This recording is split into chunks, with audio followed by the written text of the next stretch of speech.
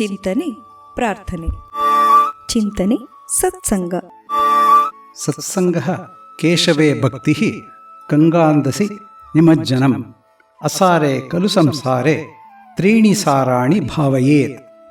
ಅಂದರೆ ಸಜ್ಜನರ ಸಹವಾಸ, ಕೇಶವನಲ್ಲಿ ಭಕ್ತಿ, ಗಂಗಾ ಸ್ನಾನ ಇವು ಮೂರು ಅಸಾರವಾದ ಸಂಸಾರದಲ್ಲಿ ಲಭಿಸುವ ಸಾರತಮವಾದ ವಸ್ತುಗಳೆಂದು ಭಾವಿಸಬೇಕು.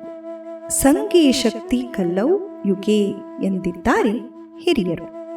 ಅಂದರೆ ಈ ಕಲಿಯುಗದಲ್ಲಿ ನಾವು ಸತ್ಸಂಗದ ಮೂಲಕ ನಮ್ಮ ಬದುಕನ್ನು ಹಸನು ಮಾಡಿಕೊಳ್ಳಬೇಕು. ಸಾಧು ಸಂತರ, ಸಾತ್ವಿಕರ, ಸಜ್ಜನರ ಸಹವಾಸವನ್ನೇ ನಮ್ಮ ಹಿರಿಯರು ಸತ್ಸಂಗವೆಂದರು. ಇವರುಗಳು ದೀನ ಬಂಧುಗಳು, ದಯಾಯುಕ್ತರು, ಸಹನಶೀಲರು, ಸಂಸ್ಕೃತಿ ಚೇತನರು, ಸರ್ವದಾ ಭಗವಂತನ ಸ್ಮರಣೆಯಲ್ಲಿರುವವರು. ಸಜ್ಜನರ ಸಹವಾಸದಿಂದ ಪ್ರಶಾಂತ ಭಾವನೆ, ಧನ್ಯತೆ, ಶುದ್ಧ ಭಕ್ತಿ, ಉತ್ತಮ ಜ್ಞಾನ ಲಭಿಸಿ ಕರ್ತವ್ಯ, ಶ್ರದ್ಧೆ, ಆತ್ಮಸ್ಥೈರ್ಯ ಹೆಚ್ಚಾಗುತ್ತದೆ. ಸತ್ಸಂಗದಿಂದ ಭಗವಂತನ ಸ್ಮರಣೆ, ಯೋಗ, ಪ್ರಾಣಾಯಾಮ, ಸ್ನಾನ, ದೇವರ ದರ್ಶನ, ಸ್ಪರ್ಶನ, ಪೂಜೆ, ದೇವತಾಸ್ತೋತ್ರಗಳ ಪಠನಗಳನ್ನು ಮಾಡುವ ಮೂಲಕ ಬದುಕು ಸಾತ್ವಿಕ ದಿಕ್ಕಿನ ಕಡೆಗೆ ಸಾಗುತ್ತದೆ. ಸನಾತನ ಧರ್ಮದಲ್ಲಿ ಸಾಧು ಸಂತರ ಸಂಘಕ್ಕೆ ವಿಶೇಷ ಒತ್ತು ನೀಡಲಾಗಿದೆ. ಮಾನವನ ಸಕಲ ಬೆಳವಣಿಗೆಯಲ್ಲೂ ಒಳ್ಳೆಯರ ಸಹವಾಸ, ಒಳ್ಳೆಯವರು ನೀಡುವ ಮಾರ್ಗದರ್ಶನ ಪ್ರಮುಖ ಪಾತ್ರ ವಹಿಸುತ್ತದೆ. ಅದನ್ನೇ ಸತ್ಸಂಗ ಎಂದು ಕರೆಯಬಹುದು.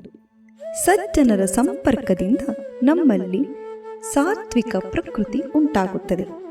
ದೇವರಲ್ಲಿ ಭಕ್ತಿ, ಶ್ರದ್ಧೆ, ವಿಶ್ವಾಸ ಇಮ್ಮಡಿಯಾಗುತ್ತದೆ.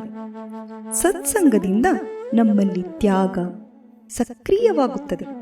ಇದನ್ನೇ ಸತ್ಸಂಗವೆನ್ನಲಾಗಿದೆ. ಈ ಸತ್ಸಂಗದಲ್ಲಿ ಕೊಡು ಕೊಳ್ಳುವ ವ್ಯವಹಾರ ಮನೋಭಾವ ಇರುವುದಿಲ್ಲ. ಇಲ್ಲಿ ಎಲ್ಲವೂ ಪರಸ್ಪರರ ಹಿತವನ್ನು ಕಾಣಬಹುದು.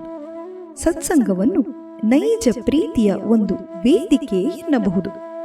ಹೇಗೆ ಧೂಳು ಗಾಳಿಯ ಜೊತೆ ಸೇರಿದರೆ ಆಕಾಶದೆತ್ತರಕ್ಕೆ ಹಾರುತ್ತದೆಯೋ, ಅದೇ ಧೂಳು ನೀರಿನೊಂದಿಗೆ ಸೇರಿದರೆ ಕೆಸರಿನೊಂದಿಗೆ ಕೆಸರಾಗುತ್ತದೆ.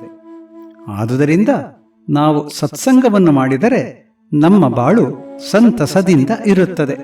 ಹೇಗೆ ಗಾಳಿಯು ಸಂಪಿಗೆ, ಮಲ್ಲಿಗೆಯ ಸುಗಂಧಭರಿತ ಪುಷ್ಪಗಳ ಸುಗಂಧವನ್ನು ಬೀರುವುದೋ, ಹಾಗೆಯೇ ಸತ್ಸಂಗದಲ್ಲಿ ನಮಗೆ ಉತ್ತಮ ಬದುಕಿನ ಮಾರ್ಗ ದೊರಕಲಿದೆ. ಜೀವಗತಿಗೊಂದು ರೇಖಾಗಣಿತವಿರಬೇಕು ಎಂಬಂತೆ ನಾವು ಸಮಾಜದಲ್ಲಿ ಯಾವ ರೀತಿಯಲ್ಲಿ ಬದುಕನ್ನು ಕಟ್ಟಿಕೊಳ್ಳಬೇಕು ಎಂಬುದರ ಚಿಂತನ ಮಂಥನ ನಡೆಸಿಕೊಳ್ಳಲು ಸತ್ಸಂಗ ಸಹಕಾರಿ. ಸತ್ಸಂಗದಿಂದ ನಮ್ಮ ಅಂತರಂಗದಲ್ಲಿ ಉತ್ತಮ ಸಂಸ್ಕಾರಗಳು ಜಾಗೃತವಾಗುತ್ತದೆ. ನಮ್ಮಲ್ಲಿರುವ ಕೆಟ್ಟ ಆಲೋಚನೆಗಳು, ಕೆಟ್ಟವರ ಸಹವಾಸ ದೂರವಾಗುತ್ತದೆ. ಆದುದರಿಂದಲೇ ಭಗವತ್ಪಾದ ಶಂಕರರು ಸತ್ಸಂಗತ್ವೇ ನಿಸ್ಸಂಗತ್ವಂ, ನಿಸ್ಸಂಗತ್ವೇ ನಿರ್ಮೋಹತ್ವಂ, ನಿರ್ಮೋಹತ್ವೇ ನಿಶ್ಚಲತತ್ವಂ, ನಿಶ್ಚಲತತ್ವೇ ಜೀವನ್ಮುಕ್ತಿ ಎಂದರು. ಅಂದರೆ ಸತ್ಸಂಗದಿಂದ ವಿಷಯಾಸಕ್ತಿ ಕಡಿಮೆಯಾಗಿ ಮೋಹವು ತೊಲಗಿ ನಿಶ್ಚಲ ಪ್ರಾಪ್ತಿಯಾಗಿ ಕೊನೆಗೆ ಮೋಕ್ಷವು ದೊರಕುವುದು ಎಂದಿದ್ದಾರೆ. ಒಗ್ಗಟ್ಟಿನ ಮೂಲಕ ಸಾಧಿಸಿದ ಫಲ ಶಾಶ್ವತ ಎಂದು ಸತ್ಸಂಗಕ್ಕೆ ಹೋಲಿಸಿರುತ್ತಾರೆ. ಇನ್ನೊಂದು ಸುಭಾಷಿತ, ಸತ್ಸಂಗಶ್ಚ ವಿವೇಕಶ್ಚ ನಿರ್ಮಲಂ ನಯನದ್ವಯಂ ಯಸ್ಯ ನಾಸ್ತಿ ರಸ್ಸೋಂದಃ ಕಥಂ ನ ಸ್ಯಾದ ಮಾರ್ಗಃ ಎಂದಿದೆ. ಅಂದರೆ ಸಜ್ಜನರ ಸಹವಾಸ, ವಿವೇಕ ಇವೆರಡೂ ಸ್ವಚ್ಛವಾದ ಎರಡು ಕಣ್ಣುಗಳಿದ್ದಂತೆ.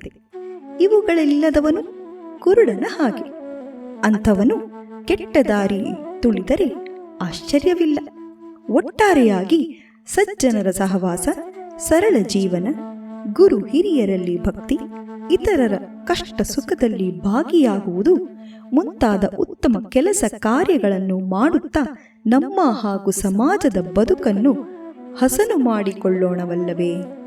ಪ್ರಾರ್ಥನೆ, ಜಪ, ಧ್ಯಾನ ಈ ಮೂರು ಸತ್ಸಂಗದ ಪ್ರಮುಖ ಅಂಗಗಳು.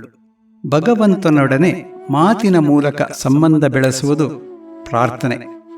ಭಗವಂತನ ಬಳಿ ತೆರಳುವುದು ಜಪ.